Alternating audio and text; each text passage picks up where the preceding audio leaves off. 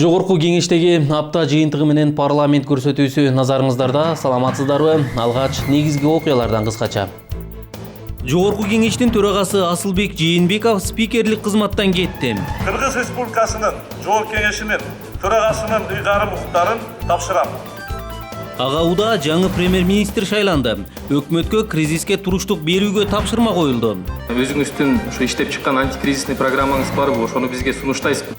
Жол кыймылын көзөмөлдөп, элдин да, парламенттин да алкоосуна татыды. Аны мектепте окуп жүргөндө жаш инспектор деген конкурсуна катышып, ошол жактан билим алгам. Убакытты кантип туура пайдаланса болот. Өзүң келечеги үчүн жаштайынан баштап бир да минутаны куру кетирбеби. Өтүп бараткан аптада Жогорку кеңештин төрагасы Асылбек Жээнбеков өз каалоосу менен спикерлик кызматын тапшырды. Ал өзүнүн бир тууган агасы өкмөттү жетектөөгө талапкер катары сунушталып жатканына байланыштуу ушундай кадамга барууну чечкенин билдирди. Урматтуу депутаттар, ардактуу замандаштар, мындан 6 жыл мурда өзүбүздүн өнүгүү багытыбызды парламенттик демократия жолун таптык. Кыргыз парламенти президентибиз Алмазбек Шаршенович Атамбаев өкмөт менен биргеликте башкаруунун жаңы формасын түптөө, мамлекеттүүлүктү бекемдөө, өлкөнүн нагыз көз карандысыздыгын камсыздоо багытында иш алып барууда. Алгачкы жыйынтыктары жаман эмес. Кудай буйрса, көпчүлүк тармактардагы ийгиликтерге жамы журт күбө. Урматтуу депутаттар, Кудайдын буйругу элибиздин ишеними менен Кыргызстан социал-демократиялык партиясынан 3 жолу депутаттыкка шайландым. Президентибиздин ишеними менен, урматтуу депутаттар, сиздердин колдооңуздар менен 2 ирет Жогорку кеңештин төрагалыгына шайландым. Бүгүнкү күндө бир тууган агам Сооронбай Шариповичтин өкмөт башчылыгына талапкерлиги коюлуп жаткандыгына байланыштуу өз ыктыярым менен Кыргыз Республикасынын Жогорку кеңешинин регламенти жөнүндө Кыргыз Республикасынын мыйзамынын 23-чү беренесинин 1-бөлүгүнүн 1-пунктуна ылайык 2016 жылдын 10 апрелинен тартып Кыргыз Республикасынын Жогорку кеңешинин төрагасынын ыйгарым укуктарын тапшырам. Мага чоң ишеним арткан бардык фракциянын лидерлерине жана депутаттарына, ошондой эле Жогорку кеңештин аппараты менен иш башкармалыгынын эмгек жааматына ушул мезгил аралыгында Жогорку кеңештин ишин ар тараптуу чагылдырган массалык маалымат каражаттарына жана жакындан колдоо көрсөтүп келген эл аралык өнөктөштөрүбүзгө да ыраазычылыгымды билдирем. Урматтуу депутаттар, мындан ары дагы жалпыбыз ынтымакта сүйүктүү Кыргызстаныбыздын жаркын келечеги үчүн талыкпастан эмгектенине берели. Элибиз аман, мамлекетибиз күчтүү болсун. Чоң рахмат. Тоо келтирип, шүгүрлүк кылып, Аллах Таалага чексиз ыраазычылык билдирип, сиз менен Кудай буйрса депутаттык ишибизди чогуу улантабыз. Чоң рахмат.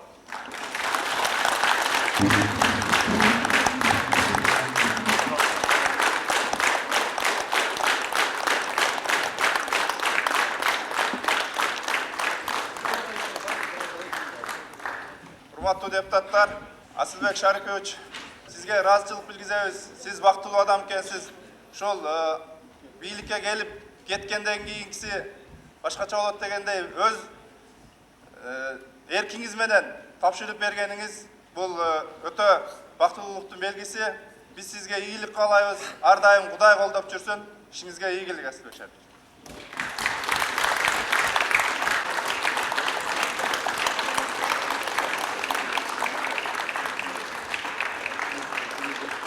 Мына эл аралык мамиледе сиздин салымыңыз өтө чоң, зор. Мына канча деген мамлекеттер келип кетти, парламенттен спикерлери. Канча деген мамлекет сиз барып келдиңиз. Мына достук мамилелерди сиз абдан жакшы түзүп келдиңиз. Мына ошонун негизинде дагы биздин мамлекетибиз башка мамлекеттер менен жакшы байланышта болуп атат. Бүгүн агаңыздын келгенин ушул жерге айтып туруп, өзүңүз кетип атасыз. Биз билебиз, спикерден кетириш бул өтө чоң маселе болчу эле. Бирок бүгүн биз ушул жакшы нерсени өзүңүз таштап кеткениңиз, мен ойлойм, депутаттарга дагы чоң жакшы нерселерди калтырды. Саясатта дайыма ушундай маданияттуу жол болуш керек.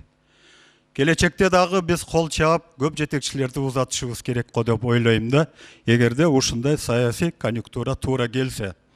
Мына ошондуктан Асылбек Шарипович, мен чындыгында сизге биздин фракциянын атынан, жеке өзүмдүн атыман ийгилик каалайм. Ден соолук. Сиз тарбия көргөн үй бүлөдөнсүз. Тарбия деген бул чоң маселе.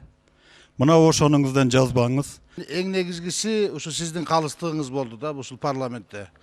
Жеке эле ушул парламенттин ынтымагы эмес, ушул ар бир фракциялардын ынтымагын аралаштыңыз. Ушул парламенттеги баягы мамлекеттик деңгээлдеги кызыкчылыктарды түз караганга аракет кылдыңыз. Сиз бунун менен тазалыгыңызды көрсөттүңүз барыбыз үчүн. Сиздин кадамыңыз үлгү. Эки чакырылыштан бери иштешип келатабыз. Дайыма сиз өзүңүздүн кызыкчылыктан, партиянын кызыкчылыгынан дагы мамлекеттин, элдин кызыкчылыгын дайыма бийик коюп жүрдүңүз. Биз сиз менен сыймыктанабыз. Мына СДПК фракциясы, СДПК партиясынын лидери ушул төраганы тандоодо ушул адашкан эмес экен. Татыктуу иштеди, татыктуу кетти. Ушул акыркы Кыргызстандын тарыхында эгерде мындай байкасак, ушул төрага болуп эң көп иштеген кишилердин катарына сиз кошулдуңуз да. Сиздин тажрыйбаңыз менен, сиздин практикаңыз менен бүгүнкү күндөгү жогорку кеңештин иши дагы алдыга жылат деген чоң үмүттөбүз. Ошон үчүн сизге ийгилик.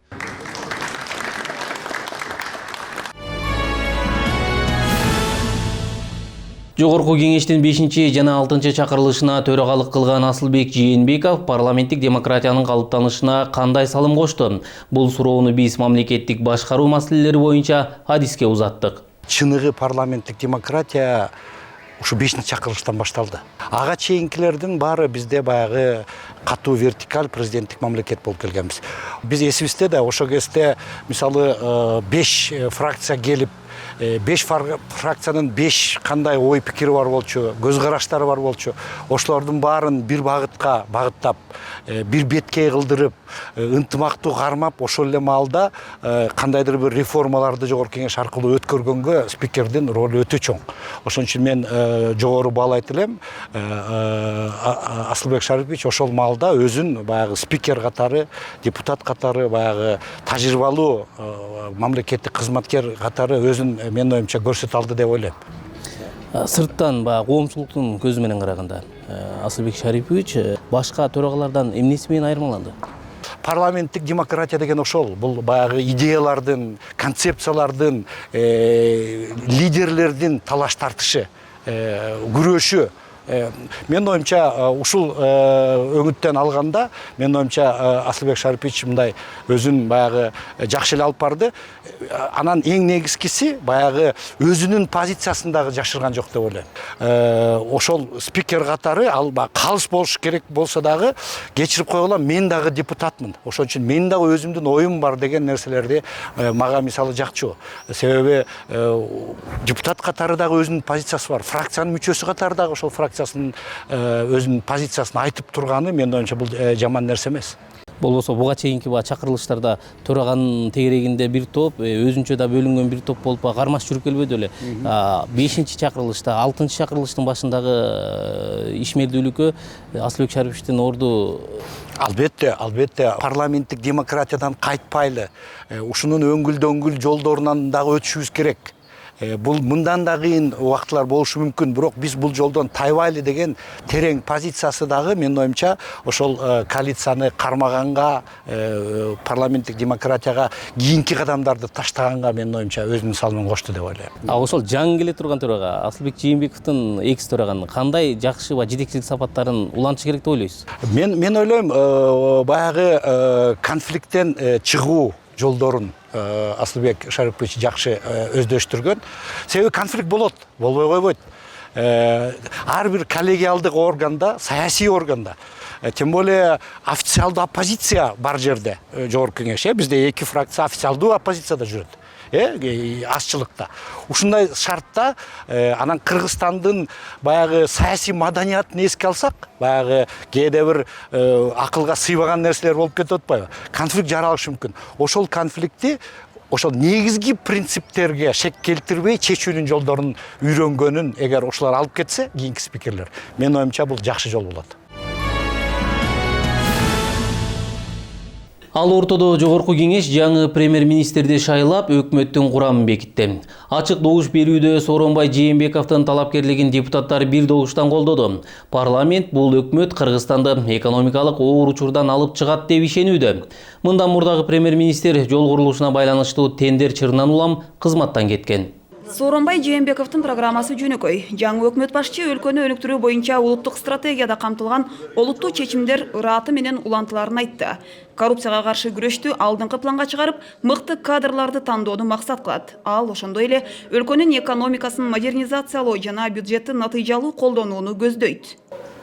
Экономикалык кризисти жана Евразия биримдигине киргенибизди эске алуу менен өлкөнүн экономикасын модернизациялоо зарыл.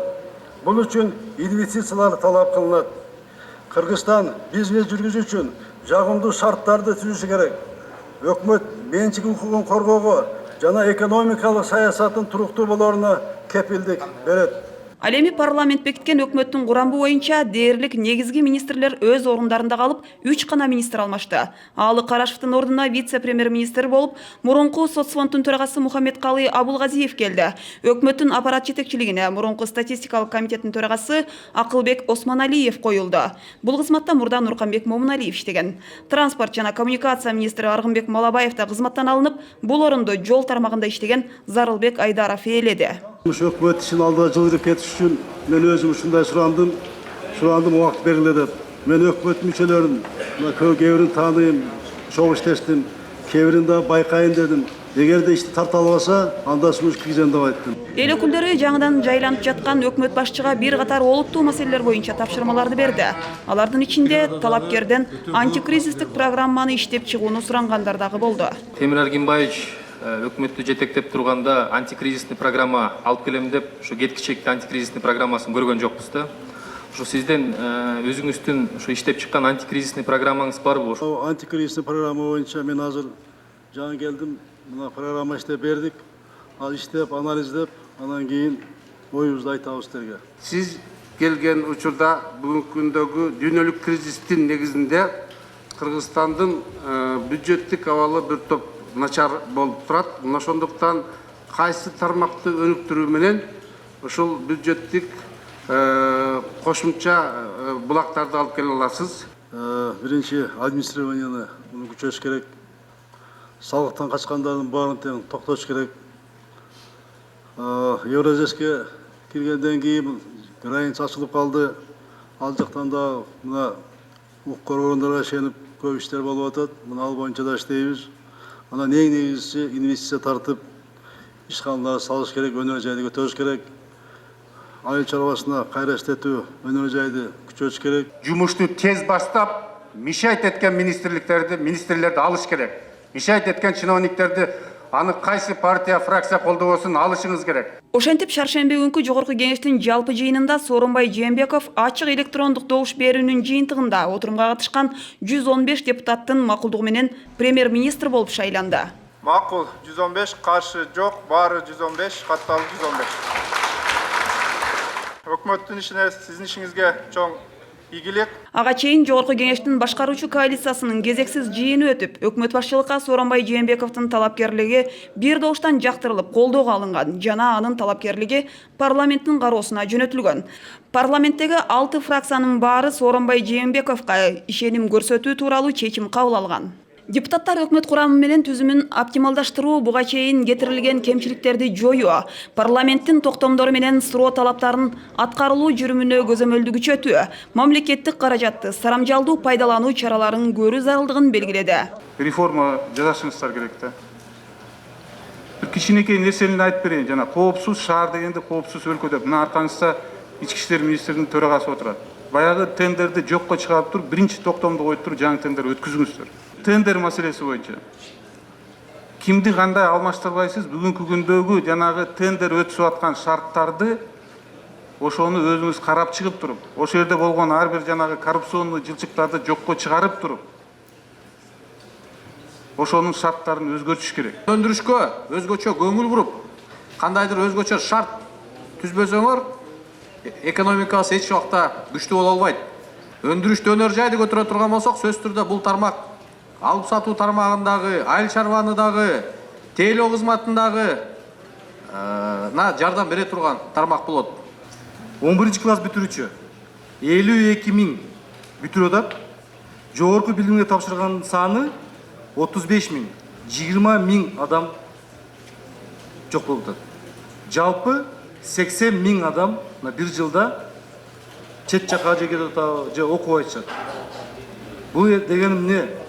Бул деген азыр элибизде өтө турмушу оор болуп, Россияга, Казакстанга, башка жакка кетип атышат.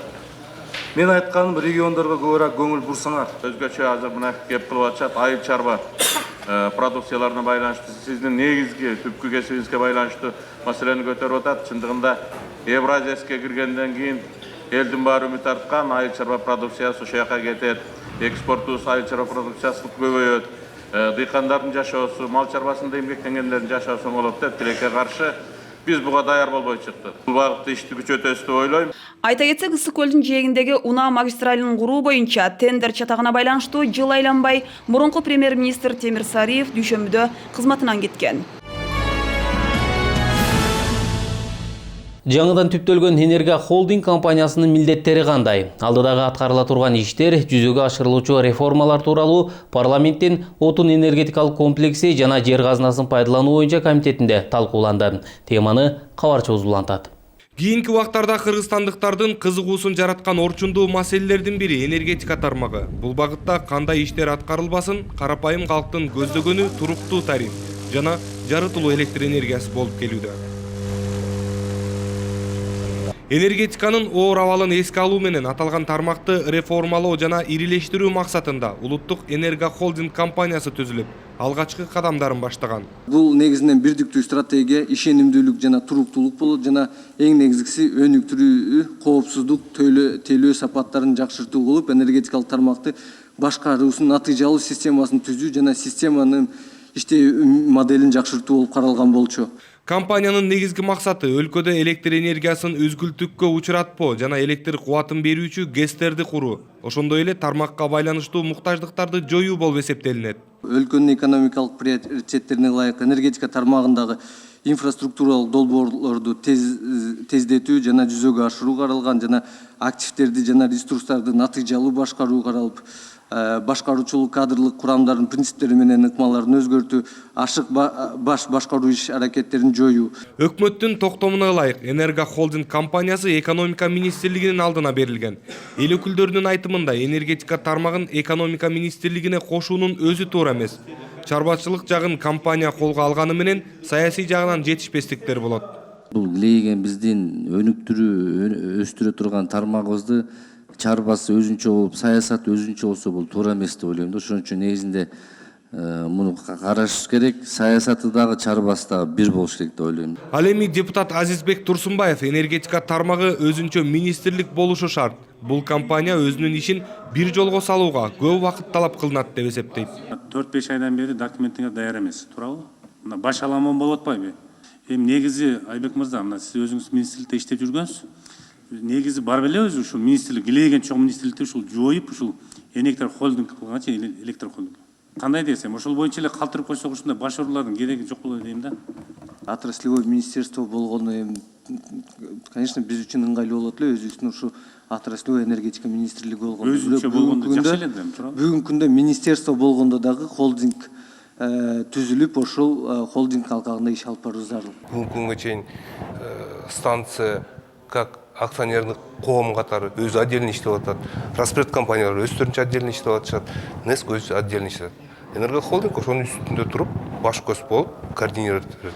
Бир катар талкуулардан соң комитет мүчөлөрү Улуттук Энерго Холдинг компаниясынын ишмердүүлүгүн колдоого алышты. Аталган компания үстүбүздөгү жылдын 6 январында түзүлгөн. Кыргызстанда мамлекеттик сатып алуулар коррупцияланган тармак бойдон калууда. Былтыркы жылы бюджеттик каражаттарды чыгымдоодогу мыйзам бузуулар боюнча 70тен ашуун кылмыш иши козголгон. Бул тууралуу Жогорку Кеңештин жыйынында башкы прокурор Индира Жолдубаева билдирди. Эл өкүлдөрү башкы прокурордун жылдык отчетун угуп, канааттандырарлык деп тапты. Кененирээк кийинки сюжетте. Башкы прокурордун жылдык отчету алгач парламенттин тармактык комитеттеринин биргелешкен жыйынында каралды. Маалым болгондой, өткөн жылы Кыргызстан коррупциянын деңгээли боюнча 168 өлкөнүн ичинен 123 орунду ээлеген. Бул тууралуу тыянакты Transparency International уюмуна таянуу менен башкы прокурор Индира Жолдубаева билдирди. Айтымында жемкордук фактылары укук коргоо, сот органдарында жана мамлекеттик сатып алуулар чөйрөсүндө орун алган. Тергөөнүн жана ыкчам издөөнүн жүрүшүндөгү мыйзам бузуулар боюнча укук коргоо органдарынын 152 кызматкери кылмыш жоопкерчилигине тартылды. Жер бөлүп берүү жана курулуш чөйрөсүндө мыйзам бузуулардын негизги түрлөрү болуп, жер мыйзамдардын туура эмес чечмелөө жана колдонуу, ошондой эле белгиленген талаптарды бузуу менен жерлерди берүү эсептелет. Ушул чөйрөдөгү аныкталган мыйзам бузуулар боюнча 1500дөн ашык прокурордук чара көрүү актысы киргизилген. 68 кылмыш иши козголгон. Тартиптик жана административдик жоопкерчиликке 264 адам тартылган. Анткени менен жарандардын укуктарын жана эркиндиктерин сактоо жаатында жылыштар жок эмес. Алсак оор жана өзгөчө оор кылмыштар азайган. Мыйзамсыз жоопко тартылган жарандардын саны кыскарып, мындай фактыларга жол берген прокуратура кызматкерлерине карата жоопкерчилик чаралары көрүлгөн. Бул 111 кишинин ичинен 2014-жылы баягы мыйзамсыз иш козголгон. 26 киши 2015 жылы козголгон, 3-өө камалган экен. Камакта жатып, андан кийин далилденген экен. Алар баягы мыйзамсыз иш козголду депчи. Бирок ошого карабай 9 прокурор менен 4 тергөөчү тартиптик эле жоопкерчилик алып атат да. Вот Индира Ырысбаевна, сиздин оюңузду билейин дедим эле да. Ушундай шалаакылык кылган биздин прокурорлорго же тергөөчүлөргө мындай сөгүш менен кутулуп кетип атат да. Буну туура деп ойлойсузбу?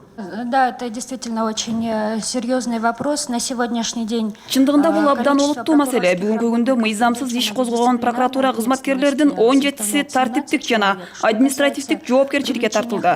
Эгерде мындай фактылар боюнча кызматкердин үстүнөн арыз даттанулар түшсө, кылмыш жоопкерчилигине тартылат. Умысел в таком деянии, и только после этого будет стоять вопрос о том, что их можно привлекать к уголовной ответственности. Комитет жыйынында Улуу Британиянын сотунда Максим Бакиевдин үстүнөн берилген доо арызынын мөөнөтүнүн бүтүп баратканына байланыштуу башкы прокуратура тарабынан кандай чара көрүлгөнү боюнча суроо коюлду. Исковая давность по Максиму Бакиеву в Лондоне истекает вот буквально на днях.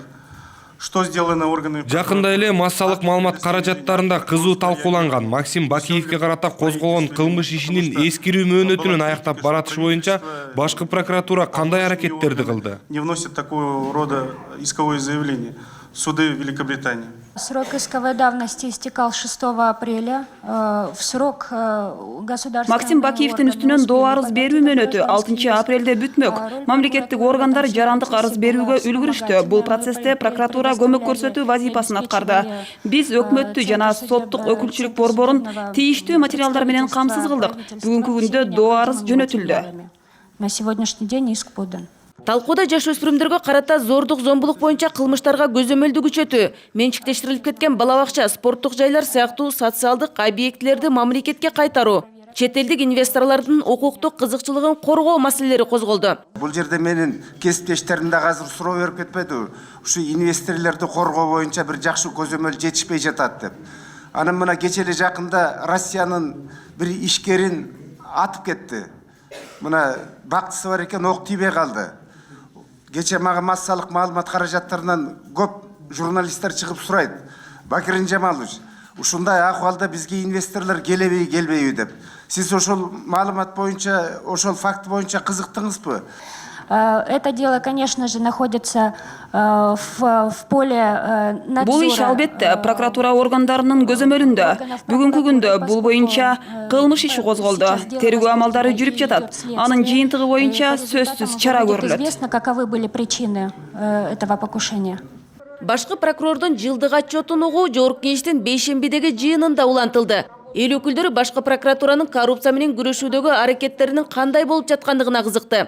Алсак былтыркы жылы ар кандай деңгээлдеги 22 судьяга, жогорку кеңештин 2 депутатына кылмыш иши козголгон. Укук коргоо органдары тарабынан мамлекетке келтирилген 2 миллиард сомдон ашуун өлчөмдөгү зыяндын орду толтурулган. Башкы прокуратуранын тергөө амалы негизинде мамлекетке экономика зыян келтирген жана бюджетти тиешелүү чыгымдары мыйзам бузуудагы ушу өндүрүлгөн каражаттардын суммасын айтып койсоңуз. 308 миллион 296 миң 489 сом өндүрүлгөн кылмыш иштер боюнча. Депутаттар укук коргоо кызматкерлеринин катышуусунда болгон кылмыш ишине көзөмөлдөө күчөтүү, чет жердеги мекендештердин укуктарын коргоо, коррупциялык жосундарды тыкыр иликтөө зарылдыгын белгилешти. Баягы медакадемия боюнча, Капар боюнча. Анан эми адам өлүп атса, анан тегелим АКСтин кызматкерлери бүгүнкү күндө дагы жумушунда отуруп, ушул коркутуулар, үркүтүүлөр болуп атпыр да, мына өзүбүз угуп келдик. Ошондо бир көңүлгө уруп, өзүңүз бир контролго алып, ушуну бир аягына чыгарсаңыз жакшы болот эле да. Гапаровдун туугандары кабыл алынган. Военному прокурору лично было поручено. Бул иш боюнча аскер прокуроруна тапшырма берилип, анын жеке көзөмөлүнө алынды. Тергөөнүн объективдүүлүгүн камсыз кылуу үчүн кылмышты иликтөө Ички иштер министрлигине берилди. Мы передали в органы МВД для дальнейшего расследования. Талкуунун жыйынтыгында жогорку кеңеш башкы прокурордун 2015 жылдагы ишин канааттандырарлык деп тапты. Жогорку кеңеш жол кыймылын тартипке салган 2 жаш жигитке алкыш айтты. 1 апрель күнү Бишкектеги Ахунбаев көчөсү менен Чыңгыз Айтматов проспектисинин кесилишиндеги жол тыгынын чечкен бул 2 кишилердин видеосу социалдык тармактарга тарап кетип, кызуу талкууга айланган. Кол чатыры менен жол кыймылын иретке салган бул жигиттердин аракети адегенде социалдык тармактардын колдонуучулары тарабынан жогору бааланган. Кайгул күзөт кызматынын өкүлдөрү жол чырактар өчүп калган жерден дээрлик качып кеткени окуянын өнүгүшүн ан сайын күчөткөн. Буга байланыштуу милиция кызматкерлери жумушунан айдалды. Ал эми Талантбек менен Эрлан жогорку кеңештин комитети тарабынан сыйланды.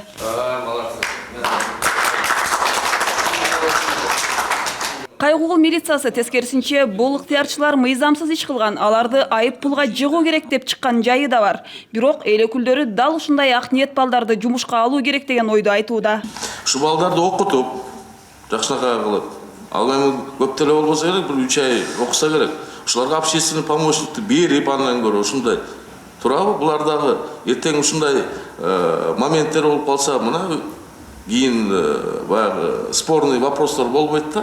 Аныңыз туура, мына экөөнүн тең мен мына өзүмө лично общественный помощник кылып алганга даярмын. Үч экипаж жумуштан алдым деп атпайсызбы?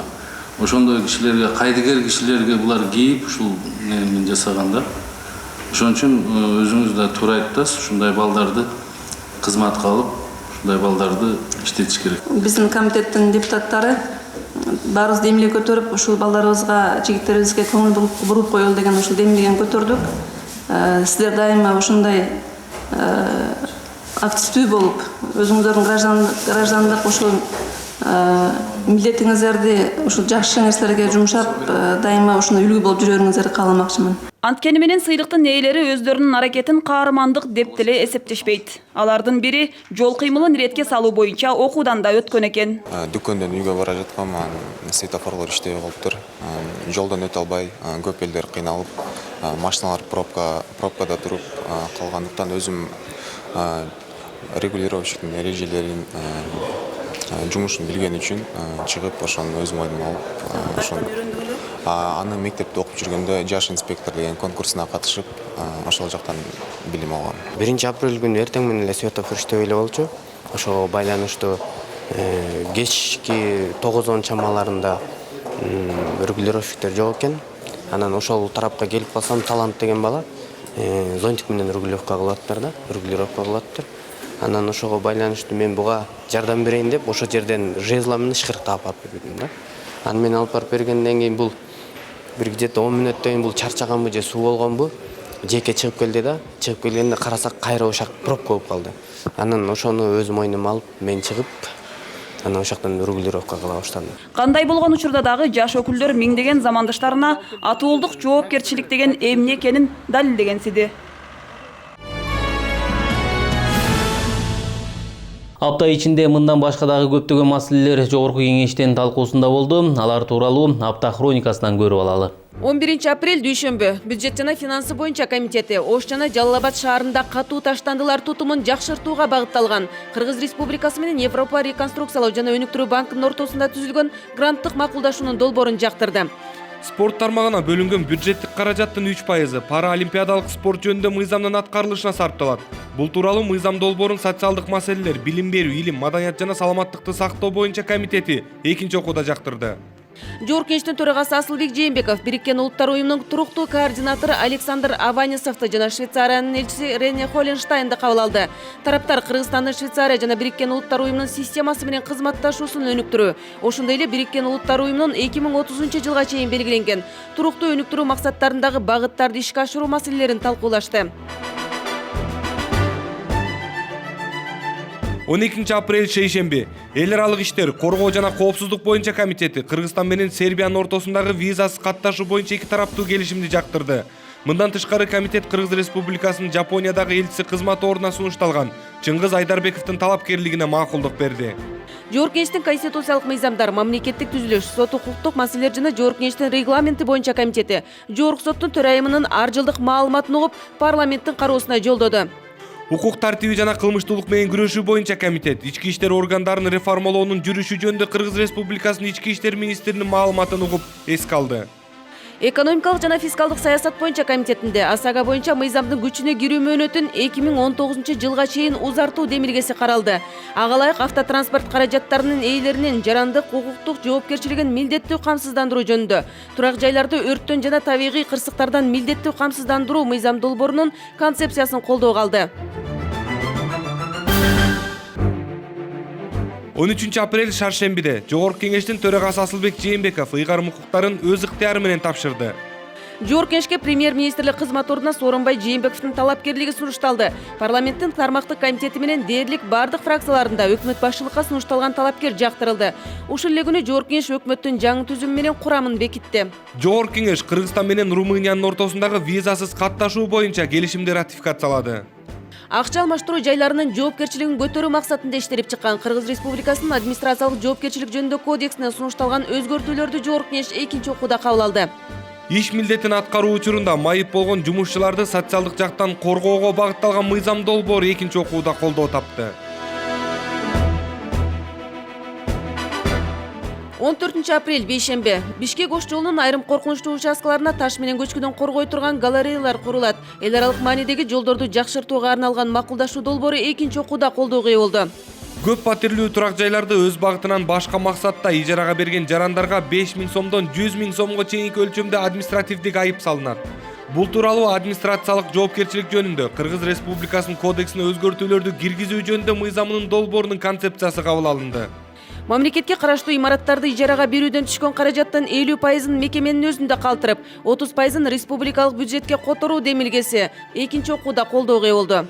Өлкө аймагында иш жүргүзгөн чет өлкөлүк коммерциялык эмес уюмдардын ишин жөнгө салууга, каржылык ачык айкындуулугун камсыз кылууга багытталган Кыргыз Республикасынын айрым мыйзам актыларына толуктоолор жана өзгөртүүлөр киргизүү жөнүндө мыйзамдын долбоору экинчи окууда кабыл алынды. КСДП фракциясынын лидери Чыныбай Турсунбеков Казак Республикасынын Кыргызстандагы толук ыйгарым укуктуу элчиси Айымдос Бозжигитовду кабыл алды. Жолугушууда тараптар саясий, экономикалык, социалдык, маданий багыттагы кызматташтыкты арттыруу боюнча пикир алышты. 15 апрель жума КСДП фракциясы Кыргыз Республикасынын энергетика тармагын реформалоо боюнча чаралар жөнүндө өкмөттүн токтомунун долбоорун жактырды. Экономика министрлигинин берген маалыматына караганда, өлкөнүн энергетика тармагындагы кайра куруунун негизги максаты энергетика секторун вертикалдаштыруу менен энергетика компанияларын бириктирүү, корпоративдик башкарууну киргизүү, ашыкча башкаруу күчтөрүн жоюу менен башкаруу түзүмүн оптималдаштыруу болуп саналат. Ушул тапта өлкөнүн энергетика тармагында иштеген 9 акционердик ишкананы бир компаниянын алдында бириктирүү чаралары көрүлүүдө. Бул аптада Кыргызстан фракциясы Жогорку кеңештин төрагалыгына лидери Канат Исаевдин, Өнүгүү прогресс фракциясы лидери Бакыт Төрөбаевдин талапкерлигин сунуштады. Ал эми парламенттеги башкаруучу көпчүлүк коалиция спикерликке бирдиктүү талапкерди алып чыгуу чечимин кийинки аптага калтырды. Жогорку кеңеште Кыргыз парламенти менен эри шаркак иштешип, өлкөнүн өнүгүшүнө өз салымын кошуп жаткан жарандарга өлкө аймагында калк турмушун жакшыртуу, алардын социалдык экономикалык көйгөйлөрүн чечүү, элибиздин руханий жана маданий деңгээлин көтөрүү, жаш муундарга таалим тарбия берүү жаатында өз салымын кошуп келаткан атуулдарга Кыргыз Республикасынын Жогорку кеңешинин Көз Карансыз мамлекеттер шериктештигинин парламенттер аралык ассамблеясынын сыйлыктарын тапшыруу аземи болду. Сыйлангандардын арасында мамлекеттик жана муниципалдык кызматкерлер, мугалимдер менен окумуштуулар, дарыгерлер менен судьялар, спортчулар менен машыктыруучулар, маданий жана коомдук ишмерлер сындуу көптөгөн кесип ээлери бар. Андан сырткары, апрель элдик революциясынын 6 жылдыгына карата 2010 жылдын 7 апрелиндеги окуялардын жүрүшүндө өздөрүнүн каармандыгы менен айырмаланган айрым катышуучуларга Жогорку кеңештин аппараты менен иш башкармалыгында иштеген элдик апрель революциясынын баатырларына да материалдык колдоо көрсөтүлдү. Депутат Максат Сабиров Бишкек шаарындагы таалим мектебинин окуучулары менен жолугушту. Жолугушууда эл өкүлү Жогорку кеңештин ишмердүүлүгү тууралуу маалымат берди. Окуучулар депутатка шаар жолдорунун абалы, коопсуздук жана борбор калааны өнүктүрүү боюнча суроолорду беришти. Жеткинчектер менен баарлашууда Максат Сабиров бул багытта аткарылып жаткан иштер, кабыл алынып жаткан мыйзамдар тууралуу айтып берип, окуучуларга кең келечек каалады. Ишкердик тараптарга лицензия берүүгө талаптар күчөтүлөт. Кыргызстан социал-демократтар фракциясы уруксат берүү түрлөрүн ыраатка салууга багытталган мыйзам долбоорлорун карады. Ал эми курулуш тармагын өнүктүрүү максатында айрым уруксат берүүнүн түрлөрү алынып салынат. Мындай кадамдар административдик тоскоолдуктарды азайтууга алып келет дешет адистер. Бүгүнкү күндө Кыргызстанда тармактарга уруксат берүүнүн 98 түрү колдонулат. Бирок ишкердик жүргүзүүдө лицензиянын айрым түрлөрү кыскартылууда. КСДП фракциясынын жыйынында талкууга коюлган мыйзам долбоорунда курулуш тармагында уруксат берүү шарттарын жеңилдетүү каралууда. Бул административдик тоскоолдуктарды азайтып, ишкердиктин өнүгүүсүнө түрткү берет дешет адистер. Айрыкча көп кабаттуу имараттарды куруудагы уруксат берүүчү документтердин кыскарышы бир топ көйгөйлөрдөн арылтат. Бул мыйзам долбоору менен бизнес чөйрөнү өнүктүрүү жана өлкөнүн инвестициялык жагымдуулугун жакшыртуу максатында төмөнкүлөр сунушталууда. Биринчиден, лицензияларды берүүдө акы төлөөнү алып салуу жана лицензиялануучу иштердин санын кыскартуу максатында даярдалып чыккан. Бирок курулуш тармагына берилип жаткан уруксат кагаздары канчалык мыйзамдуу? Борбор калаадагы иретсиз салынып жаткан имараттар үчүн ким жоопкерчиликтүү? Эл өкүлдөрүнүн баамында курулушка уруксат берүүдө жеңилдиктер менен кошо талаптарды да катаалдаштыруу зарылдыгы бар. Бүгүнкү күндө ушул курулуштагы башаламандык, мыйзам бузуулук, ошонун мындайча айткан жыйынтыгы мына Бишкек шаарын көрсөңөр, көп шаардын булуң бурчунда 3-4 этаж курулуп токтоп турат, жарым этаж курулуп токтоп турат, котлован газы токтоп турат. Же болсо ушу бүтүп калган стадиядагы курулуштар бар, токтотуп койгон. Бул жерге бүгүн курулушка бүт баягы эрте турган кишинин баары кирилишип алган. Өзгөчө укук коргоо органдары. Бүгүнкү күндө силер инициативаны алдырып жибердиңер. Өзүңөр функционалдык обязанностьты аткарбай атасыңар, Турдек Мамедович. Силер коркуп ошол органдардан. Алар аткарып калган бүгүн. Алар сот аркылуу чечип коет кааласа. Өздөрү барып предписание берип коет, токтоткула деп. А силер ошону, ошо жердеги куруп аткан жарандын кызыкчылыгын колдобойсуңар, коргобойсуңар, качасыңар алардан. КСДП фракциясынын жыйынында бул маселе боюнча эл өкүлдөрү тарабынан ар кандай суроолор берилип, сын пикирлер менен кошо сунуштар айтылды. Мисалы үчүн курулуш деген кээ бир чоң комплекстер 3 жылга чейин, 5 жылга чейин проектирование болот да. Очереттер менен курулат комплекстер. Ошон үчүн бүт иштердин баарын параллельно жасаш керек. Бул дүйнөлүк тажрыйба, опыт ушуну азыр киргизип атат. Бул кечирээк болуп атат бул үчүн азыр киргизип атканыңыздар өтө жакшы. Параллельный проектирование, параллельный строительство боюнча бизде ири объектилерден канча бар? Ким жооп берет ушул ири объектилер? Ушул мыйзам жок. Баягы мурунку биздин баш кезерлер качып кеткендер, уруксат бергендер боюнча кимдер жүрөт ушул күндө? Мына жундан ушундай себеп менен курган, өзүңүздөр билесиздер. Эгерде бул мыйзам бүгүнкү күндө кирип атса, мындан мурункулар уруксат бергендер жоопкерчилик алабы же албайбы? Кандай деп ойлойсуз? Сиз айтып аткан жунга боюнча, например, параллельный проектный строительствондагы и разрешение на строительствондагы чындыгында жана кеч алган. geç algan. Murunku biylиктин убагында албай жүрүшкөн, кийинки бийлик келгенде биз заставить этип алдырганбыз. Руксатын алды, geç aldı. Жакынкы аралыкта өкмөт лицензияларды берүүнүн электрондук тартибин иштеп чыгат. Мындай ыкма уруксат берүүдө ачыктыкты камсыздап, коррупциялык көрүнүштөрдү азайтууга жол ачат. Электрондук түрдө онлайн режимде лицензияларды берүүнү автоматташылган маалыматтык түзүмүн же болбосо системасын киргизүү дагы сунушталып жатат. Талкуу соңунда фракция мүчөлөрү уруксат берүүнүн шарттарын ыраатташтырууга багытталган мыйзам долбоорун колдоп, парламенттин кароосуна жолдоду. Жогорку кеңеш 2016 жылы 60 миллион сом каражатты бюджетке кайтарат. Бул тууралуу парламенттин иш башкаруучусу Алмазбек Кожомкулов Республика Ата журт парламенттик фракциясынын жыйынында билдирди. Фракция отурумунда жогорку кеңеш түзүмүн оптимизациялоо тууралуу жана чечимдердин ишке ашырылышы, кандай чаралар көрүлүп жатканы тууралуу маалымат угулду. Республика Ата журт фракциясы бул аптада жогорку кеңештин чыгымдарын, унаа жана батирлеринин эсебин алды.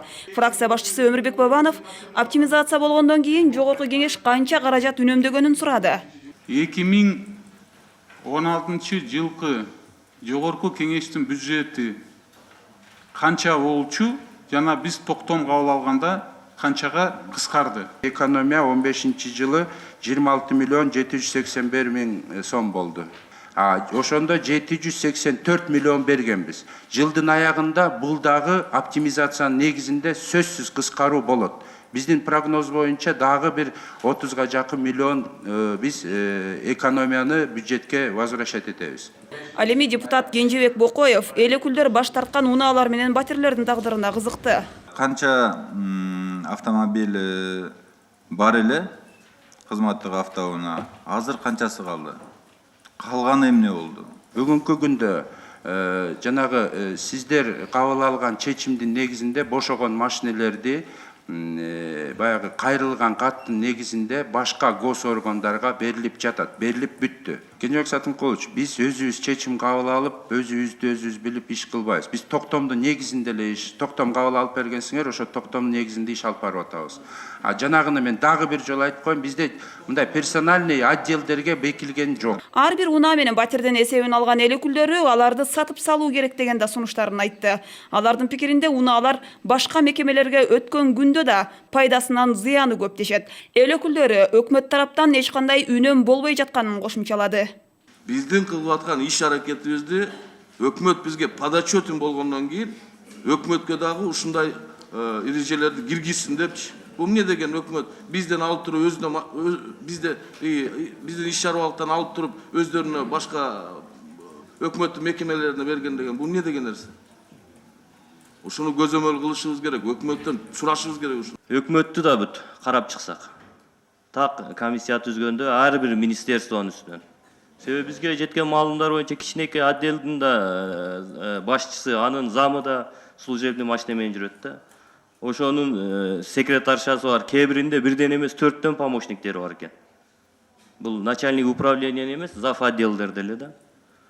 Ошон үчүн бул жагында карап, өкмөттү так карап, ушу баягы кыскартууга баргандан кийин бардык жергиликтүү органдарды, областтарды, райондорду керек болсо айыл өкмөттөргө чейин түшүрүп туруп оптимизацияга барышыбыз керек да.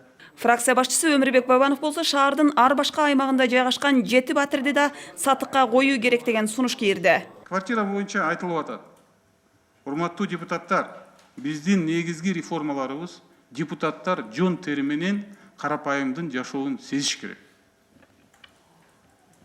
Негизги концепция ушу. Жанагы 7 квартира, тиги үйдөгө эмес, жана сырттагы сатылып алган 7 квартира сатылууну киргизейик токтомго. Аны сатыш керек. Жогорку кеңештин 6-чакырылышы былтыр жыл соңунда кызматтык унаалардан, айдоочулардан жана бирден жардамчылардан баш тартышкан парламент мамлекеттик бюджетти үнөмдөө боюнча башка бийлик бутактарына үлгү көрсөтүүгө аракет кылууда. Парламенттин чыгымдары, кызматтык үйлөр жана унаалар боюнча суроолор буга чейин дагы козголуп келген. Биз жогорку кеңештин иш башкаруучусуна кайрылып, айрыкча акча каражатты үнөмдөө боюнча фракция жыйынында айтылган сын пикирлер канчалык жүйөлүү деп сурадык. Оптимизацияны 2012 жылы 2011 жылдын аягында Асылбек Шарипович Жээнбеков төрага болуп шайланып келгенде өзү баштаган. Биринчи оптимизацияны төраганы тейлеген машина, жардамчылар, консультанттардан баштаган. Мисалы айтып кетсем, Асылбек Жээнбеков төраганын обслуживать эткен 5 машинеден баш тарткан.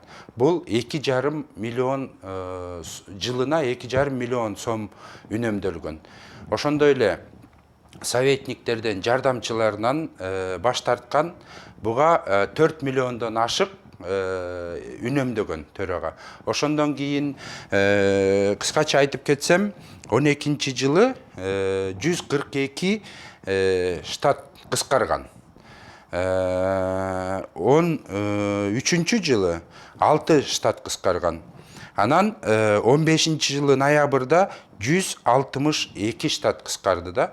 Ошондо былтыркы менен быйылкынын штаттын кыскарганы жылдын аягында бул бюджетте билинет, үнөмдө 57 миллион, 60 миллионго жакын сом үнөмдөлүп биз бюджетке беребиз жылдын аягында. Жогорку кеңештин быйылкы бюджети 784 миллион, анын биз 60 миллион андан ашыгын берип атабыз, эме жылдын аягында беребиз. Ошо бирок 780 миллион сом көбү бул айлыкка кетет. 85-87% чейин айлыкка кетет. Калган 12%дан 17%га чейин ушул сумманын калган чыгымдарга калат да. Машиналар, квартиралар кандай болду? Жогорку кеңештин балансында 37 квартира бар. Муну закондун негизинде депутаттар, үйү жок депутаттарга атайы депутаттык ар бир фракциядан кирген комиссия бар. Комиссиянын төраганын орун басары, вице-спикер. Ошол депутаттар кызматтык квартираларды ошо депутаттык комиссия чечет. Региондон келген депутаттарга шаарда үйү жокторго гана берилет. Ал эми акчадан дагы баалуу бул убакыт деп айтышат. Жогорку кеңештин жыйындарын көрүүгө келген мектеп окуучуларына кабарчыбыз дал ушул маселеге байланыштуу соол узатышты. Убакытты кантип туура пайдалануу керек?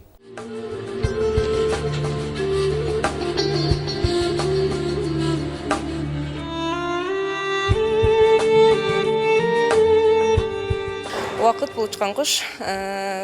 Туура пайдалануу үчүн сен эң биринчиден эртең менен турганда өзүңдү жакшы маанайда болушуң керек.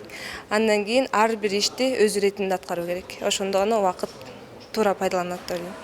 Убакытты жөн эле кетире бербестен, мисалы, үйдө отуруп эле убакытты бул билимге, акыл кошуп ошо кетиргенге жакшы болот. Аракет кылыш керек. Мен оюм боюнча деген убакытты деген ар бир адам туура пайдаланыш керек. Жада калса 1 минутасын, 1 секундасын дагы адам туура пайдаланса, ошончолук алдыга караган көз караштар өзгөрүп турат да. Анткени ал адам деген көп нерселерди көрөт да, көп нерселер көргөн сайын дүйнөгө болгон көз карашы анык өзгөрө баштайт. Убакытты туура пайдалануу бул аны ар кандай оюндарга кетирбей өзүңө бир пайдалуу нерсе кетирсең, окууга же бир жумушка кетирсең, бул убакытты үнөндөп өзүңө да пайда келтиресиң да.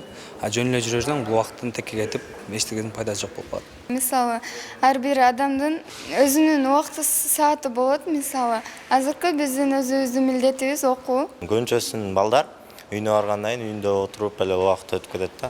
Андан көрөк жаш кезинде окуп же болбосо ар кандай иримдерге барып катышып, өзүн өнүктүрүп, кичине жакшы максаттарды коюп эметсе, келечеги жакшы болот деп ойлойм. Бул убакытты туура пайдалануу ошо өзүнүн келечеги үчүн жаштайынан баштап бир да минутаны кур кетирбөө. Убакыт деген бул учкан куш сыяктуу. Албетте, мисалы, убакытыбызды биз туура колдонуу үчүн дайыма өзүбүздүн каалаган ишибизди аткарышыбыз керек. Ошондо биз убактыбызды туура пайдаланабыз деп ойлойм. Убакытты туура эмес пайдалануу бул жалкоолук кылып, өзүңдүн каалаган нерсеңди аткара албай же бир Кыргызстанга бир жакшы нерселерди аткара албасаң, бул убакытты текке кетирүү деп аталат. Убакытты туура пайдалануу үчүн биз ар дайым өзүбүзгө максат коюп, ошол максатыбызды ишке ашырып, болгон иш аракеттерди жасасак, ошонун баары бул убакытты туура пайдалануу болот деп ойлойм. Башка ийримдерге катышып, мындай спорт залдарга барып, ошол жактан өзүнүн талантын, шыгын өркүндөтүп өстүрсө, ошондо убактын туура пайдаланып, жакшы келечекте адам болот деп ойлойм да.